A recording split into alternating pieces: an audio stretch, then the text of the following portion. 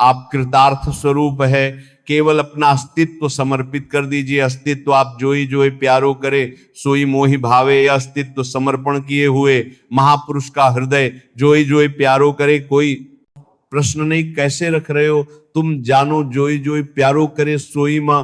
जब कभी तुम्हें कोई परेशानी लगे तो ये मंत्र आपको दे रहे हैं आचार्य चरण हरिवंश महाप्रभु चतुराश्रम जी जम। तो जो राग तो हो त्यो त्यो रहित हो, हे हरि कहाँ हो ज्यो ज्यो रखत हो त्यो त्यो रही। महाप्रभु जोई जोई प्यारो करे, फिर देखो तुम्हारी गुस्सा खत्म हो जाएगी, तुम्हारा सब अंतःकरण तत्काल शीतल हो जाए। जोई जोई प्यारो करे सोई मोई जैसे प्यारे रख रहे। यहाँ बहुत सावधानी की जरूरत, बस अगर अपना अस्तित्व समर्पित कर दिया तो धामवास मतलब कृतार्थ रूप हो गए आप। गुरुजनों की कृपा का अनुभव होता है ऐसा नहीं है, कुछ तो अनुभव हो तो आंख खोल के देखो, तुम्हें अनुभव होगा तुम कौन थे, क्या हो गए हो, कहां थे, कैसे। आप प्रश्न अपने में करके देखो। तो जिस कृपा ने ऐसा किया तो उसका स्वभाव है कृपा करते करते कभी आघात नहीं। जास कृपा नहीं कृपा आघात, जिसकी कृपा कभी कृपा करते हुए। ये नहीं बहुत कह दिया आप कृपा नहीं करेंगे, तो ऐसा नहीं होता, उनकी कृपा बढ़ती ही रहती है, हमें अनुभव होता है। पर माया ऐसी धूल विस्मृति की डाल देती, क्या है अपनी स्मृति रहेगी कि मैंने अमुख वस्तु दी थी, उनकी कृपा उनका महामहिम प्रसाद हम ध्यान में नहीं आता है। श्रीपाद कह रहे हैं सूत सुरन धवान विधि बंधान, और कहा जाता है कि देखो भगवत भाव से तो सब ठीक है। यदि आप वैराग्य मार्ग के पथिक हो, कोई इसी जन्म में भगवत प्राप्ति करनी है, राग मत करो, कोई रिश्ता नहीं, कोई नाता नहीं, कोई संबंध नहीं, पास रहते हुए भी कोई संबंध नहीं, वृंदावन ऐसे रहे। मनोज नारोना ये रूप जी और पूज्य श्री सनातन जी के लिए आया है, दोनों सगे भाई है, महापुरुष है, वृंदावन ऐसे रहे। मनोचारना आपस में ना विद्वान है, वर के दर मंत्री का अपने तत्तर मंत्री का अपने तप्ती के लिए काम गिरंदर, दोनों चार बर के तख्ता। तो व्यवहार प्रपंच में वृंदावन ऐसे रे मनोआम का कितना बड़ा सूक्ष्म स्वरूप है जिसको महापुरुष जन जानते, और उस अपने जनों में हम देखकर कितने, वो आपको लगता है कि ऐसा क्या अपराध बन गया, मैं तो सब ठीक ही कर रहा हूं, लेकिन आम दिखाई दिया तो वो ऐसे डर जाते हैं जैसे भेड़िया बच्चे का गला दबा ले तो लगता आप मरा, ऐसे अहंकार है। पूज्यपाद श्री रूप जी महाराज के पास वैसे भी प्रकांड ज्ञानी थे, राजमंत्री, पूरा राज्य शासन इन्हीं से चलता था। रूप जी ही सनातन जी से महाप्रभु चैतन्य देव जी की अद्भुत कृपा, तो शास्त्र जैसे अपने को सब गिनती नहीं, 1 से 100 तक ऐसे किसी भी शास्त्र की कोई इतनी प्रवीण बुद्धि थी, एक स्वाध्याय कर ली सब बैठ गया।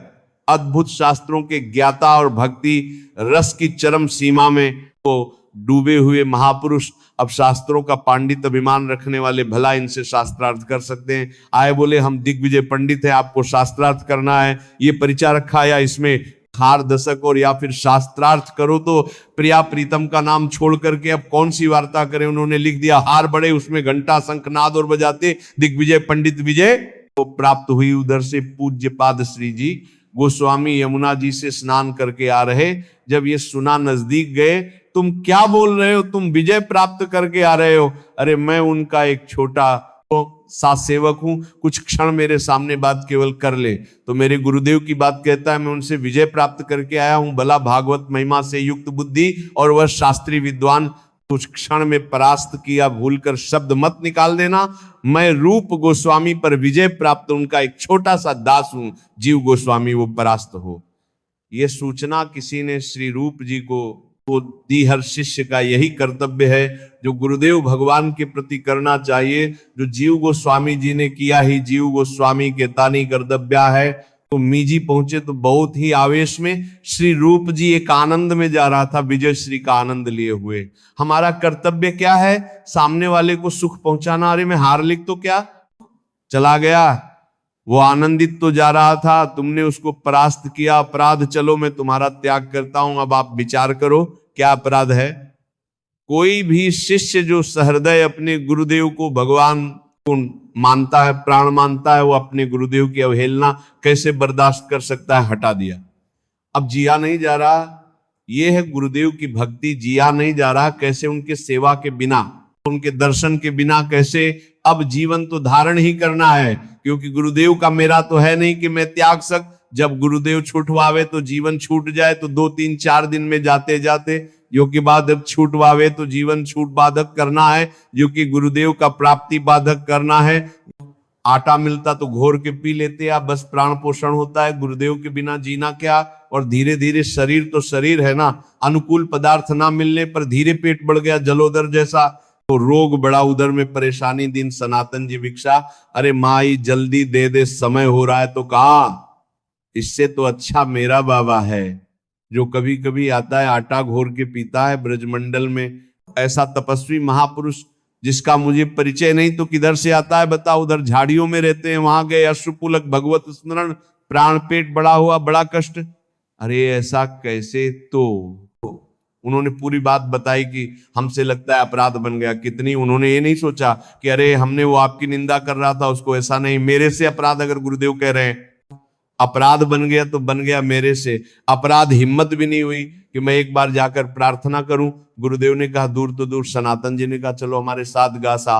तो उन्होंने कहा तो ठीक है, इसने अपराध किया, लेकिन आप अपराध नहीं कर रहे। महाप्रभु का क्या आदेश है, जीवे दया, ये दया है आपकी भक्ति में, श्रवाम में नहीं। तो रूप जी का प्रथम पदार्पण हुआ, लेकिन शरीर धर्म से पहले सनातन रूप पर भक्ति में पहले, तो इसलिए भक्ति में पहले रूप जी का नाम आता, फिर सनातन ने कहा महाप्रभु चैतन्य देव की। संगीत आप आज्ञा का उल्लंघन नहीं कर रहे, ये जीवे दया है। देख रहे हो मृत प्राय हो रहे दुलार के, हमारा जीवन समर्पित है। हम का जरा भी किनका गुरुजन बर्दाश्त नहीं, और करते जरा भी उनके अंदर द्वेष नहीं होता, उनके अंदर क्रोध नहीं होता, अहम शून्यता, ये आम शून्यता ही महाप्रेम मिले। कई बार सत्संग में कहा है कि सबके अलग अलग वाहन है, कोई गरुण पर, कोई हंस पर, कोई मयूर पर, ऐसे ले हमारी लाडली जू का वाहन दंता है। इसीलिए प्रीति की रीति रंगी लोई जाने, जदपि सकल लोक चूड़ामणि पर दीनपन को माने। हम लाडली जू के गुरुदेव के तो प्रताप से जैसे भी ये चरण आश्रित है, आप सब जो भी हमारी श्री लाडली के शरणागत है, तो हमारे हृदय में ये नहीं बर्दाश्त हो पाएगा। थोड़ा भी आप में आम है, जहां दिखेगा आप बहुत सही तो चल रहे हो, बहुत अच्छे चल रहे हो, दूसरों से बताओगे आपकी प्रशंसा होगी, लेकिन यहाँ आपका वो अहम नष्ट किया जाएगा अगर उसे बर्दाश्त कर गए तो। अमोघ इसलिए लिखा, संगत दुर्लभ दुर्गम। अमोघ आपको लगता है कोई हम कार्य करे हमें शाबाशी मिले, आप करते तो सेवासी मिलती। मेरी प्रिय आजू ने करा तो जय श्री राधे बोलना है हमको भी मिलके और आपको भी मिलके शाबाश की। क्या जरूरत है, यंत्र को बोले बहुत अच्छा माइक चल रहा है, शाबाश शाबाश, इसको बोले, इसको शाबाश बोले तो बहुत बढ़िया बोल रहा है, बोल पाएगा नहीं बोल पाएगा। ऐसे हा मुखम करोधि वाचाल पंगम लंगते गिरिम यत कृपात महम वंदे परमानंद माधव। समझो श्रीपाद कह रहे सुत सुरदंदवान विद्य बंधान, ये तुम्हें अंधा बना देंगे। कौन? मोह संबंध, और जहां से काम बनना है। कितना प्रेम है तुम्हें शरीर में, कितना प्रेम है शरीर संबंधियों में, और कितना प्रेम है इष्ट और गुरु में। आप आते लेकी बांध दिल के सवाल, कितना प्रेम है पूरा काप, कितना प्रेम है पूरा काप, कितना प्रेम है पूरा काप, कितना प्रेम। पने में देख लीजिए, कष्टम मिष्टन पाना दिस बस बसना जल्दा है। भाई जब तुम्हें अच्छे अच्छे पदार्थ पाने की लालसा जगे तो तुम्हारे हृदय में जलन पैदा होनी चाहिए। क्या खाते चले गए तो पूरा जीवन हो गया। फिर भी आज देखो इंद्रियों की दुष्टता देखो। माता देती जी भगवान कपिल देव जी से कांपता, भगवान मैं इन दुष्ट इंद्रियों को भोग देते देते उब गई हूं, प्रभु आप संभाल लो। तो ये दुष्ट इंद्रिया कभी नहीं तृप्त हो सकती। रोज ऐसी चटनी, ऐसा ये, ऐसा वो, ऐसा। प्रभु के नाम जपने में वो स्वाद नहीं आता। प्रभु का मंत्र जपने में स्वाद दिखा है। रसेंद्र को कष्टम मिष्टन पाना दिशु, अच्छे अच्छे पदार्थ खान पान की जब लालसा रसेंद्र में हो तो आपको जलन होनी चाहिए। बहुत ही परमार्थ, बड़ा सूक्ष्म विषय है ये। तुम इंद्रियों की मौज को अपनी मौज मान रहे हो तो इंद्रियों की मौज तुम्हें बार बार पुनर्पि जनन पुनर्पि मरणम का दंड देगी। तुम्हें उसका परिणाम नहीं दिखाई दे। तुम अपनी मौज में आओ। तुम्हारी जो मौज है वो स्वात्मानंद है, भगवता आनंद है।